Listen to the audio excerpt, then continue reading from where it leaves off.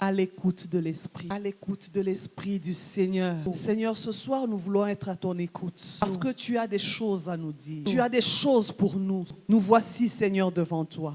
Parle-nous. Parle-nous, Seigneur. Nous écoutons. Au nom de Jésus. Amen. Amen.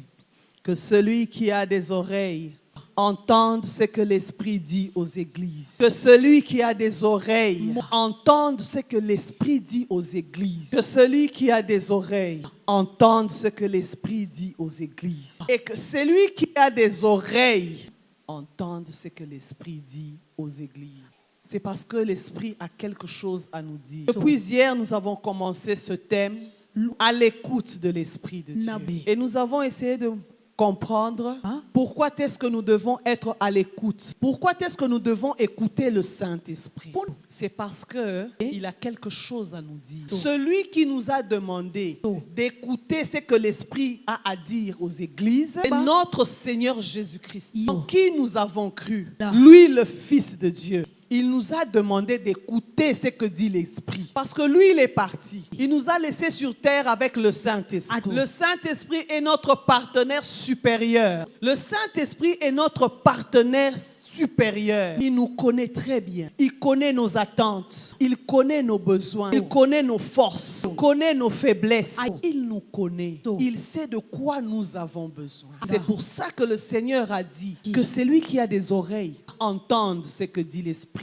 Ça veut dire qu'il y a aussi des gens qui n'ont pas d'oreilles. Si on parle de celui qui a des oreilles, ça veut dire qu'il y a aussi celui qui n'a pas d'oreilles. Plaise à Dieu que nous tous qui sommes entrés ce soir dans ce temple, ceux qui nous suivent dans les réseaux sociaux, que nous puissions tous avoir des oreilles. Parce que notre vie en dépend. Notre succès en dépend. Amen. Amen. Notre vie en dépend. Bien-aimé, tu as besoin de marcher avec le Saint-Esprit. C'est le seul partenaire fidèle. C'est le seul partenaire fidèle. Tu le sais très bien que même celui que tu dis qu'il t'aime de tout son cœur, prêt à tout pour toi, il y a des moments où il ne sait pas être avec toi. Il y a des moments où il ne sait pas être avec toi. Ou même quand il le veut, il ne peut pas être avec toi. Mais le Saint-Esprit, que ce soit dans ton sommeil, que ce soit dans la vie de tous les jours, que ce soit dans ton travail, dans tes angoisses, dans tes difficultés, dans tes questionnements, il est là.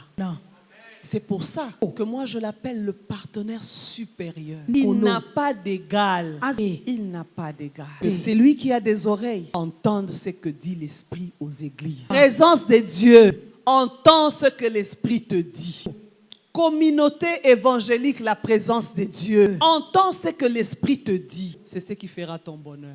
Amen. Amen. Dieu parle tantôt d'une manière, tantôt d'une autre. Hier, c'est là où nous nous sommes arrêtés. On parle de tantôt d'une manière et de tantôt d'une autre manière. Nous n'allons pas y revenir, faute de temps. Mais nous avons aussi vu que le Seigneur parle par des songes et par des visions. Dieu peut te parler par des songes comme dans les visions. Dans ta couche, il peut te montrer quelque chose. Il peut te montrer une image. Il peut te montrer une scène. Mais la scène, très souvent, ne ressemble pas à la réalité. Mais il te montre une scène. Et cette scène qu'il te montre demande de ta part le discernement. Demande de ta part la compréhension. Et c'est cette compréhension, ce discernement-là, que nous appelons l'écoute. Dieu a parlé par des visions, par des songes. Mais toi, tu dois écouter. Parce que nous avons dit hier, à quoi sert-il de parler si personne n'écoute? Tu as besoin d'écouter. Tu as besoin de percevoir le message que Dieu te donne. Sinon, cela ne te servira à rien. Nous allons prendre un texte dans la Bible où il nous est montré quelqu'un qui a reçu une vision de la part du Seigneur. Et nous allons ensemble essayer de réfléchir sur cette vision-là. Nous sommes dans Actes au chapitre 10. Actes des apôtres au chapitre 10. Actes des apôtres au chapitre 10. Nous lisons du 9e au 19e verset.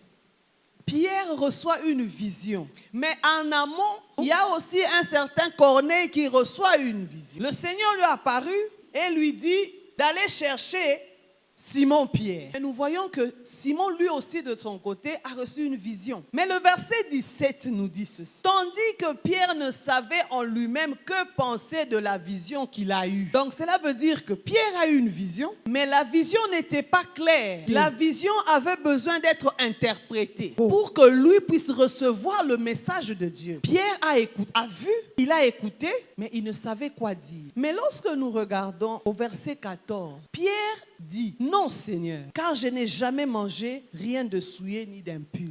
Mais comment est-ce que Pierre savait que la voix qui lui parlait, c'était le Seigneur? Il se trouvait dans une situation anormale. Selon lui, c'était anormal. Parce qu'il n'avait jamais rien mangé d'impur. Les animaux qu'il voyait sur la nappe étaient impurs. Mais la voix lui dit, tue et mange. Mais comment est-ce que lui va répondre, non Seigneur? Il n'a pas dit, non Satan, laisse-moi tranquille. Parce que tout pouvait prêter à croire qu'il s'agissait de Satan. Parce que déjà, il s'agissait d'impureté. On est ensemble. Mais comment est-ce que Pierre va répondre, Seigneur? Bien aimé, il nous faut arriver à atteindre ce niveau-là. Ou dans quelques situations que nous nous trouvons, que nous sachions reconnaître la voix du Seigneur. Devant quelque situation que ce soit. Que ce soit une situation de douleur, que ce soit une situation difficile, que ce soit une situation qui te réjouit, mais que tu saches détecter que ça, c'est la voix du Seigneur. La vision que Pierre avait, c'était une vision attachée à la circonstance qu'il vivait. Souvenez-vous, hier, nous avons dit que des fois, les circonstances nous parlent. Mais aussi, le Saint-Esprit peut utiliser les circonstances dans lesquelles nous sommes. Un contexte dans lequel tu te trouves pour te parler. Ici, il s'agit de deux Simons. Simon le corailleur et Simon Pierre. Simon Pierre était chez lui. Entre-temps, le corailleur, ce sont des tanneurs. C'est lui qui travaille la peau des bêtes. C'était un métier à l'époque qui était aussi considéré comme impur. Mais Pierre se retrouvait dans la maison de ce Simon. Est-ce une coïncidence? Et Pierre avait faim. Donc il était dans le besoin de manger. Le texte nous dit qu'on lui a prêté à manger. Et à ce même moment-là, il tomba en extase. Et il vit une nappe avec les animaux impurs. Quelqu'un qui lui demande, tue et mange. Tu peux te dire à ce moment-là, non, c'est ça, ce sont des rêves quand on a trop faim. Parce qu'effectivement, il avait faim. Mais lui, il a compris que dans le contexte dans lequel il était, le Seigneur lui parlait. Dans la circonstance dans laquelle il se trouvait, le Seigneur lui a parlé. Et il a compris le message. Parce que pour lui, il considérait les gens qui devaient venir, c'était des gens considérés comme impurs. Mais le Seigneur lui dit, tue et mange. Comme pour dire, prends pour toi. Accepte-les. Amen. Amen. Quelque chose de difficile dans la vision, mais qui demande le discernement. Mais qu'est-ce que Pierre a fait? Le texte nous dit au verset 19.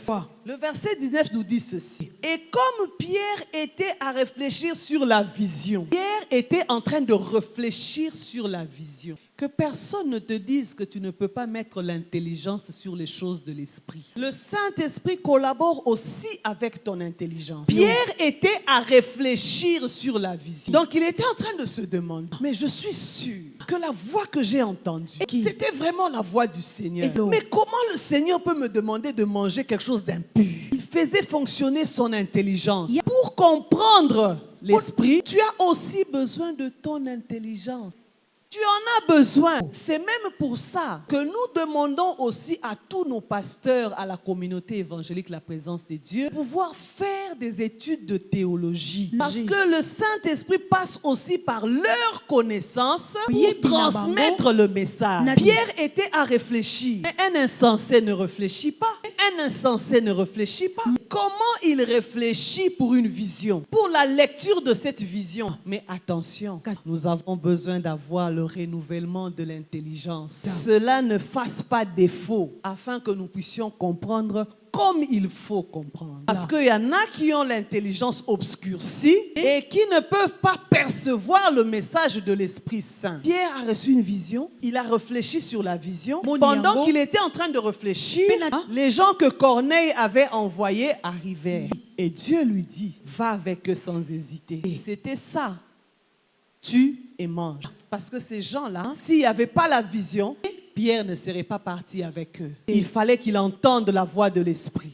Amen. Amen. Et ce soir, pour écouter le Saint-Esprit, nous allons partager 4 principes. Je voulais m'arrêter à 3 principes. Le Seigneur me dit non.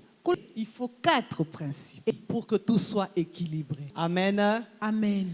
Nous avons 4 principes que nous allons partager ce soir qui vont nous aider à écouter le Saint-Esprit. Le premier principe est celui-ci. Commence par considérer le Saint-Esprit en tant qu'une personne vivante. Le principe est que commence par considérer le Saint-Esprit en tant que personne vivante. Le Saint-Esprit n'est pas comme une personne vivante. Non, il est une personne vivante.